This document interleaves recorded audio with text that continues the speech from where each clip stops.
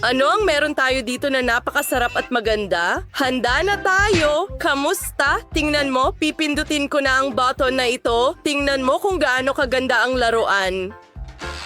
Mayroon akong maliit na Yoda. Ang makakapag-drawing nito ng mas maganda ay makakakuha ng gantimpala na ito. Ha? Simulan na natin. Tara na. Sige, magsisimula na ako. Oh, yung itim.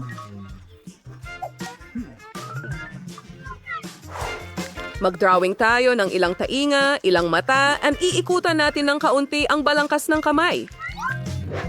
Napakaganda nito. Ngayon, kailangan ko ng berdeng kulay. Gagawa ko ng napakagandang nguso at pipinturahan ito ng kaunting puti, kaunting pink din. Well, ito ay isang obra maestra. Lola, lumingon ka. Oh, pasensya na. Oh. Sige. Okay, gagawa ako ng mukha. Sa tingin ko, medyo magkahawig. Ang cute nito. Balik na rin natin. Tapos na ang oras. Ipakita mo sa akin ang nagawa mo. Ito ang Yoda ko. Maganda ito. Sa totoo lang, hindi. Paano naman sa'yo? Ito ang ginawa ko. Sinubukan ko. Wow, ikaw ang panalo dito. Kunin mo ang premyo. Huray, nanalo ako. Tingnan natin ngayon kung ano ang kaya niyang gawin. Pindutin ang button at kaya niyang ipihit ang kanyang ulo. At siya ay talagang gumagalaw. Nakakatawa siya. Ang lambot ng spatula. Aray, mainit. Kaya kailangan kitang ilagay sa tamang lugar. Heto ang iyong premyo, isang lumilipad na diwata. Gusto ko rin ng isa? At nagsimula na ang oras. Magsisimula na ako. Sige, kukunin ko agad ang itim. Gagawin ko itong maganda sa lalong madaling panahon. Kaya, isang palda, ilang sapatos, at syempre, pink na buhok. At syempre, magagandang kamay. Hindi makakalimutan ang mga pakpak ng diwata. Gagawin kong pinakamagandang fairy pancake. Nagawa ko ito ng mahusay. Ano ang meron ka dyan? Huwag sumilip. Paano ko ito iguguhit? Sige, nakaisip ako ng ideya. Gagawin kong itim ang balangkas ng mga mata at mukha. Iguguhit ko ang magagandang pilikmata at bibig at ilong at pipintahan ko rin ito ng asul. Iikutan ko ang mukha at gagawin itong sobrang puti. Ang ganda. Tapos na ang oras. Ipakita mo sa akin ang nakuha mo. Ano? Tapos na? Tama. Yan ang mukha kong Yoda. Ang cute naman, ano? Hindi. At ikaw? At ito ang aking pancake. Tingnan mo kung gaano ka-cute ang engkanto. Hindi ito maganda. Ano ang gagawin natin? Sa tingin ko, maganda ito. Oops. Hoy. Isang ideya. Tingnan mo. Lola, kumusta na ito ngayon? Okay. Ayan na, panalo kayong dalawa ngayon. Ang astig. Oh, maglaro tayo? Yay! Ayan na, isa pa. Okay. Mga babae, tingnan niyo kung gaano ka-cute ang pato ko. Ito ang magiging premyo. Ang cute. Manit liker may sir at nagsamula ni ang oras. Gusto kong paglaro sa kanya. Kukunin ko ang orange at gagawa rin ako ng item na outline. Lagyan natin ng dilaw at asal. Iniikot ito. Sa tingin ko, talagang astig ito. Oh, nagulat mo ako! Huwag sumilip! Kaya gagawin kong itim at pula ang tuka. Kaya iikutan ko ang lahat. Siyempre, ang bibi ay magiging maliwanag na dilaw. Ganyan ang klase ng bibi na meron ako sa gilid lang. Tapos na ang oras, mga babae. Panahon na parating na ng resulta. Paano mo nagustuhan ito? At nakakuha ako ng totoong cutie. Ano? Makikita natin. Hindi masyadong cute ang sayo. Oh, wow! Heto, nanalo ka. Oh, anong klaseng cutie ito? Ang ganda. Ilagay natin siya dito sa tubig para makalangoy siya. Oh, ang cute. Bibe, gusto mo ba ang tubig na ito? Oh, ang cute. Hindi ko kaya. Gustong-gusto ko na siya. Bato, papel, gunting. Nanalo ako. Tingnan mo.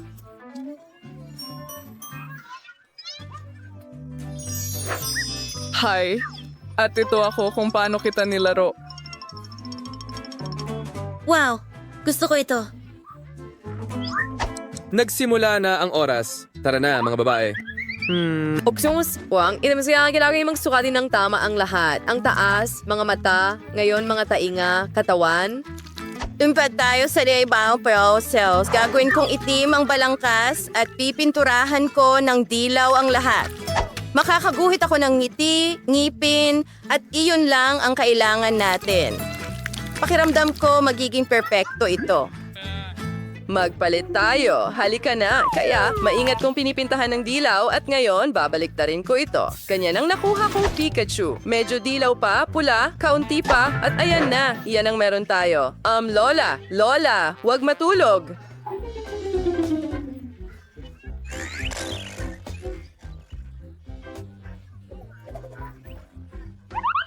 Pasensya na mga babae. Matagal nang lumipas ang oras. Gusto mo ba ang Pikachu ko? Maganda siya. At ang sayo ay, pasensya na, hindi? Medyo kakaiba. Britney, ikaw ang panalo. Ayan, wow. Ang astig niya. Wow. Hindi ko ito ibibigay sa'yo. Akin ito. Oh, anong ilong? Isang super premyo mula sa Angry Birds. Ito ang magiging premyo mo at pati na rin, masaya ito dahil ito ay isang cake. Angry Birds Rainbow Cake. Nagsimula na ang oras. Tara na. O sige, handa na tayo. Gagawin ko ito ng mas mabilis. Hindi. Ako ang gagawa. Tingnan natin kung sino ang makakakuha ng cake. Hindi. Ako ang mananalo at kakainin ko ito ng buo. Pumunta tayo sa contour ilang mga mata. Pinupuno ko ng pula. Magiging maganda ito. At gagawa rin ako ng magandang ibon. Siyempre, gagawa ako ng itim na outline. Ilang mga mata. Ang cute naman. Ang galing ko. Ngayon, pipinturahan ko ng puti ang mga mata at ang natitira ay magiging pula. At kaunting dilaw ay hindi makakasama. Ngayon, ibaliktad ito. Maingat kong tatapusin ang mga mata. Baliktarin ito at perpekto na. Tigil! Tapos na ang oras. Kaya, nanalo ba ako? Nanalo ba ako? Anong klaseng ibon ang nakuha ko? Hindi mo ba nakikita ang aking singing? Ang bagal niya. Oo, napakaganda nito. Narito na ang cake ng iyong panalo. Super! Ang ganda! Ang sarap! Grabe! Wow! At ito ay isang rainbow cake. Sa tingin ko, susubukan ko rin ito. Yay! Oh, pasensya na. Napakasarap kasi. Hindi ko mapigilan. Huwag mo nang hawakan ang cake ko. Hindi ko na nga kailangan ng higit pa. Ano ang lasa ng pule? Subukan natin. Hey, at ayan na ang asul sa noo mo. Mga babae, tama na. Mayroon akong napakagandang premyo, isang dinosaur. Oh, tingnan mo, nagsimula na ang oras. Sige, ayos. Kamusta? Handa na para sa laban?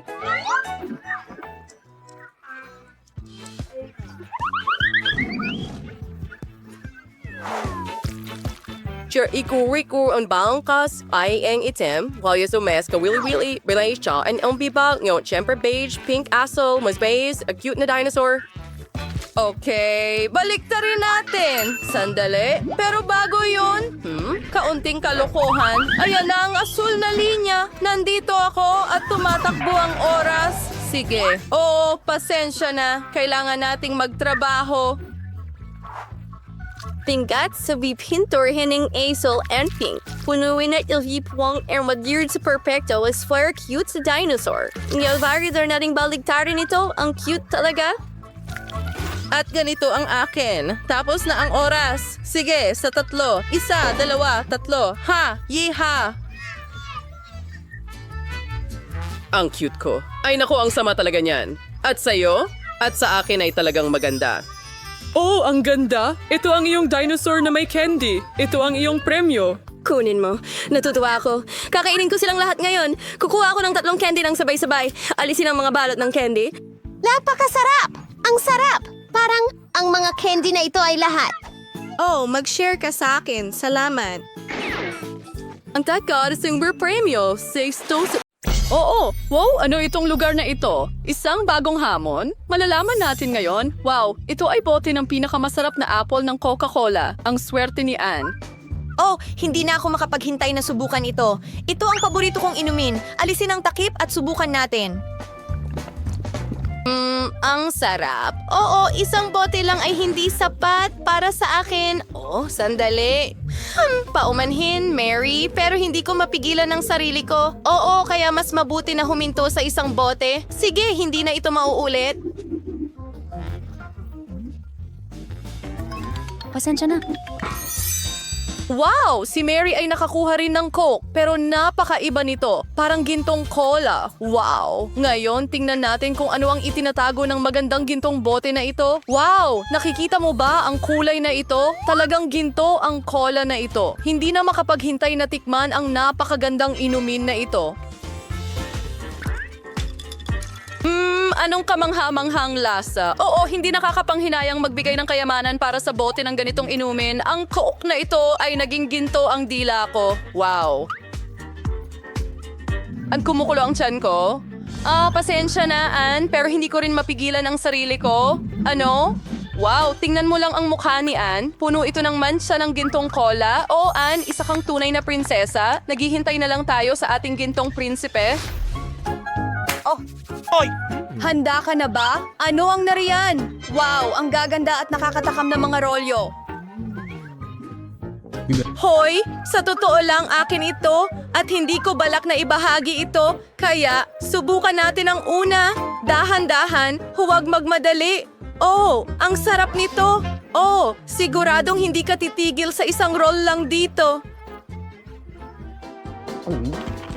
Maari mo bang... Ann, may sarili kang ulam. Huwag mo akong pigilan sa pag-enjoy ng masarap kong mga roll. O may natira pang sarsa. Iyan ang kailangan mo. Halika na. Ano ito? Itong pipino? Seryoso? Sige. Sige. Isang ideya. Tanging isang tunay na master ng espada ang makakagawa ng ganitong gawain. Sige, tara na. Kia. Tapos na ang trabaho ko dito.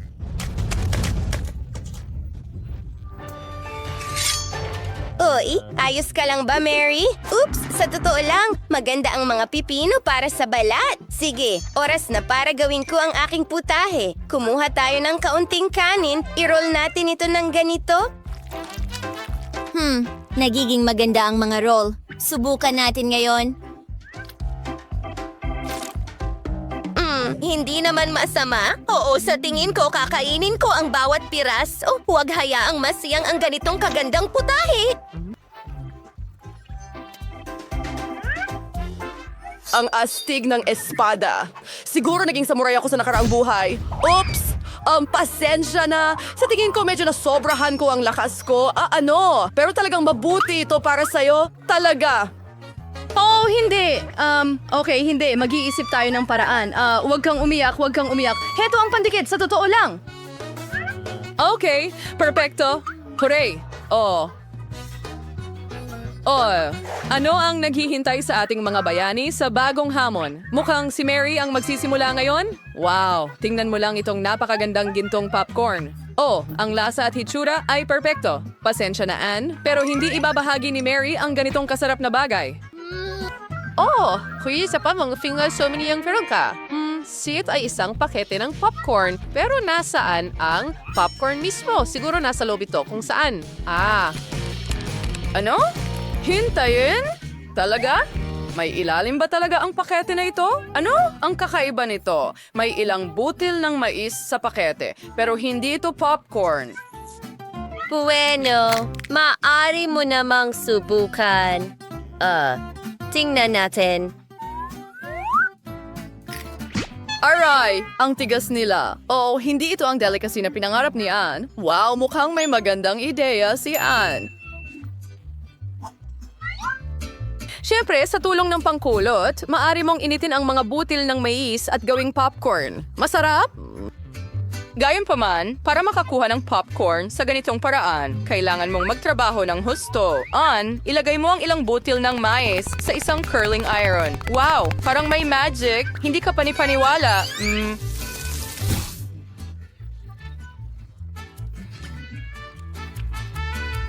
Wow. Mukhang impressed din si Mary sa life hack ni Ann. Nagpa siya ang mga babae na magpalitan. Bakit hindi? Well, oras na para magbilang. Oh, talaga? Wow, ang ganda ng gintong cake. At ang laki nito. Pasensya na, Ann, pero hindi pa sa akin ang swerte ngayon. O putulin na natin ang isang piraso ngayon? Oo, talagang napakasarap. At ang lahat ng malaking, masarap na cake na ito ay akin lang. Well, ang unang piraso ay nakakain na. At ito pa lang ang simula. Wow! Ang daming iba't ibang lasa sa bibig ko!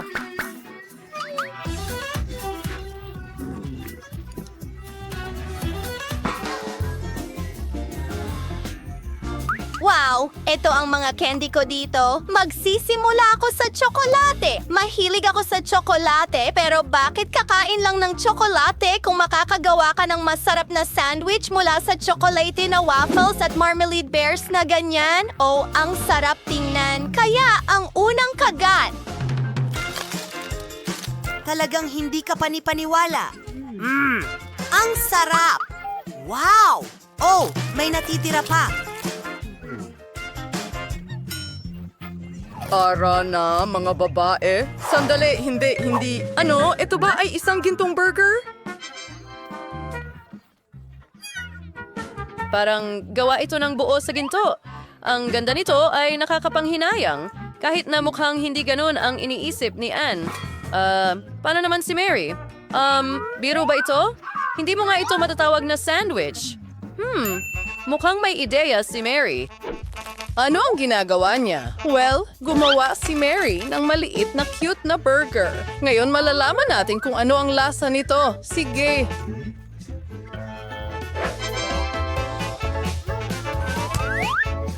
Mukhang maganda ito. Habang kumakain si Mary ng kanyang mga burger, titikman ko ang tunay na delicacy. Oh, ang laki at juicy na burger. Nakakabaliw. Oo, pwede mong kainin ang burger na ito buong araw. Oh, mukhang ang gintong burger ay pininturahan ng matarik na ginto. Gayunpaman, hindi ito malaking bayad para sa isang kamangha-manghang tanghalian. Mukhang may natira pang mga mumo si Mary mula sa kanyang mini burger. Bakit itatapon ang masarap na bagay na ito? Ayan na, matagumpay na nalampasan ng ating mga bida ang susunod na hamon. Magaling na trabaho, mga babae. Well, maglaro ba tayo? Ha?